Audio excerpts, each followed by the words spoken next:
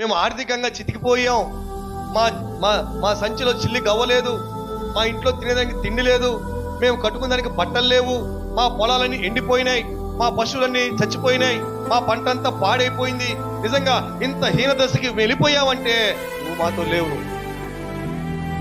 నువ్వు అసలు దేవుడివే కాదు. నువ్వు దేవుడై ఉంటే, నువ్వు మాతో ఉంటే మేము ఎందుకు అయిపోతావు అంటే వీళ్ళు ఆ శ్రమ వచ్చినప్పుడు దేవుణ్ణి అపార్థం చేసుకుంటారు.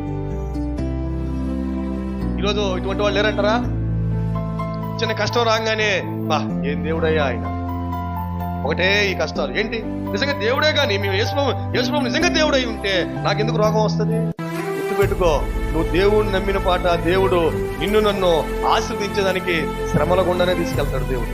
హల్లెలూయా. ఆ శ్రమల గుండా తీసుకుని వెళ్ళే నిన్ను ఆశీర్వదిస్తాడు దేవుడు. అప్పుడే ఆయన యొక్క విలువ, ఆయన గొప్పతనం నీకు నాకు అర్థమవుతుంది. ఇశ్రాయేలు ప్రజల్ని ఎర్ర సముద్రం గుండా తీసుకెళ్లాడా, యోర్దాను కూడా తీసుకెళ్లాడా, ఎరుకో కూడా తీసుకెళ్లాడు. అన్ని శ్రమలే వాళ్ళ జీవితాల్లో. కానీ ప్రతి శ్రమలో దేవుడు వారికి తోడుగా ఉండి అద్భుతాలు చేసిండు. దేవునికి మహిమ కలుగును గాక.